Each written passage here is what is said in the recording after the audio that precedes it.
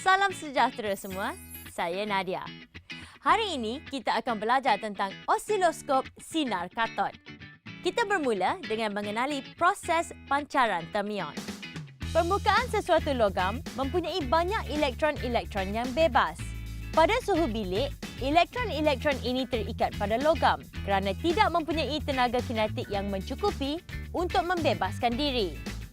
Apabila logam itu dipanaskan pada suhu yang tinggi, elektron-elektron ini mendapat tenaga kinetik yang mencukupi dan mampu membebaskan diri dari permukaan logam. Proses ini dikenali sebagai pancaran termion. Faktor-faktor yang mempengaruhi pancaran termion adalah A. Suhu logam, B. Luas permukaan logam dan C. Jenis logam. Logam yang amat sesuai adalah tungsten, barium oksida dan strontium oksida.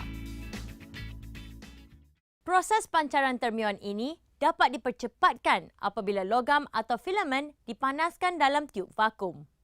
Tiub vakum ialah suatu tiub kaca yang divakumkan dengan satu elektrod positif iaitu anod dan satu elektrod negatif iaitu katod. Filamen yang bertindak sebagai katod hanya akan dipanaskan dengan beza keupayaan 6 volt bagi menghasilkan pancaran termion. Pancaran ini menumpu sebagai suatu alur elektron yang halus selepas melalui lubang halus dalam silinder anod. Alur elektron ini dikenali sebagai sinar katod.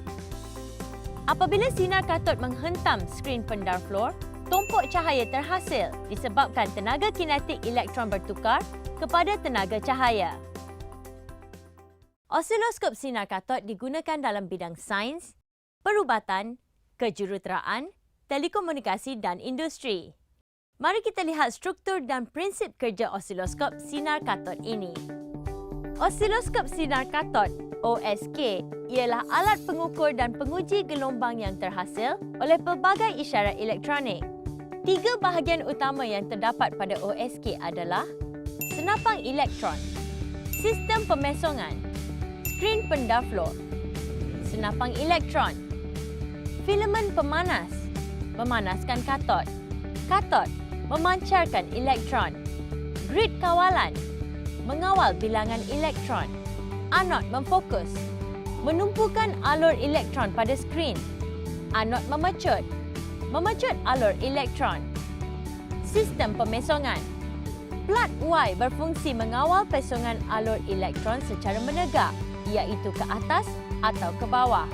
Plat X berfungsi mengawal pesongan alur elektron secara mengufuk, iaitu ke kiri atau ke kanan. Skrin pendar fluor.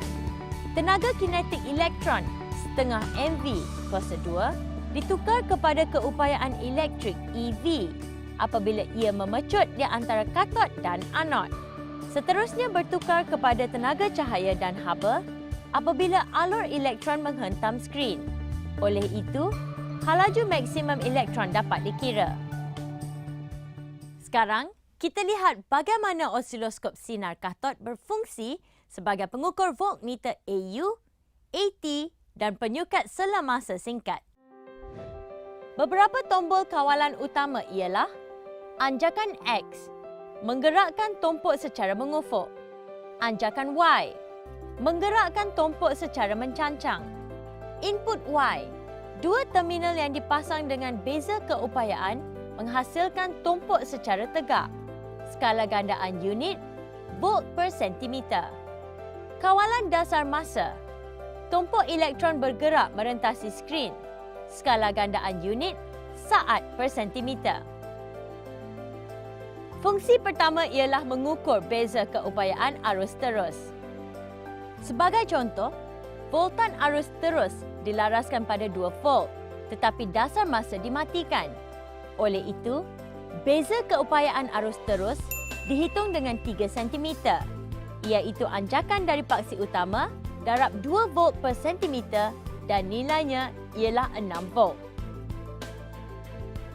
Rajah ini menunjukkan voltan arus terus dibekalkan dan dasar masa dihidupkan. Satu garis mengufuk akan terhasil. Fungsi kedua ialah mengukur beza keupayaan arus ulang alik. Apabila voltan arus ulang-alik dihidupkan, gelombang bentuk sinusoidal terbentuk. Voltan puncak ke puncak boleh dikira dengan mendarabkan gandaan input Y dengan nilai H iaitu panjang tegak dari puncak positif ke puncak negatif. Bagi voltan puncak, nilainya adalah separuh dari nilai voltan puncak ke puncak. Fungsi ketiga ialah menyukat sela masa yang singkat. Mengukur sela masa yang singkat iaitu mengukur frekuensi suatu beza keupayaan AU.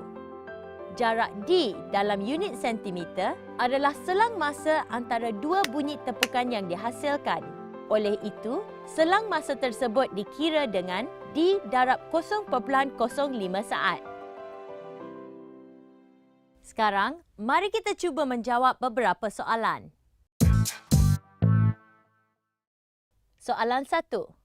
Gambar rajah menunjukkan suatu surehan pada skrin OSK dengan gandaan Y-nya dilaraskan pada 2 volt sesentimeter dan kawalan dasar masanya pada 10 milisaat sesentimeter. Tentukan 1. Tempoh T. 2. Frekuensi F. 3. Voltan puncak ke puncak VPP. 4. Voltan puncak. 5. Voltan punca min kuasa 2 VPMKD. Penyelesaian. Tempoh adalah masa yang diambil untuk satu ayunan lengkap iaitu 4 cm petak darab dengan dasar masa yang disetkan 10 milisaat per 1 cm. Jawapannya 0.04 saat. Dari formula frekuensi iaitu F bersamaan 1 per T, 1 bahagi dengan 0.04 bersamaan 25 Hz. Voltan puncak ke puncak dengan melihat panjang tegak dari puncak positif ke puncak negatif iaitu 4 cm petak darab dengan gandaan Y iaitu 2 volt dan jawapannya ialah 8 volt. Voltan puncak ialah separuh dari nilai voltan puncak ke puncak iaitu 4 volt. Voltan punca min kuasa 2 adalah 1 per punca kuasa 2 voltan puncak iaitu 2.83 volt. Soalan 2. Gelombang sonar yang dipancarkan dari sebuah kapal menentukan kedalaman laut. Isyarat sonar yang dihantar ditunjukkan oleh P pada skrin dan dipantulkan semula melalui isyarat Q. Sekiranya dasar masa dilaraskan pada 100 milisaat sesentimeter, tentukan kedalaman laut. Halaju isyarat gelombang sonar di dalam laut adalah 1,200 meter sesaat. Penyelesaian. Soalan berbentuk kebat ini meminta pelajar menganalisis dan menentukan nilai sela masa yang dihasilkan oleh surehan OSK. Nilai masa dapat dikira dengan merujuk jarak D yang dihasilkan iaitu 7.5 cm didarabkan dengan dasar masa yang dilaraskan iaitu 100 milisaat per sentimeter. Jawapannya ialah 0.75 saat. Dari formula halaju sama dengan 2 kali jarak pergi dan balik, D bahagi dengan masa untuk mendapatkan kedalaman laut dengan nilai halaju yang diberi, iaitu 1,200 meter per saat, darab dengan masa 0.75 saat bersamaan 900 meter. Oleh kerana ianya pantulan gelombang, jarak sebenar mestilah dibahagi 2, iaitu 450 meter. Tibalah masanya untuk kita mengulang kaji kembali apa yang kita pelajari hari ini. Pancaran termion ialah proses pengeluaran elektron dari permukaan logam yang dipanaskan. Suatu voltan arus terus, arus ulang-alik, tempoh dan frekuensi suatu gelombang dapat diukur dengan menggunakan osiloskop sinar katod.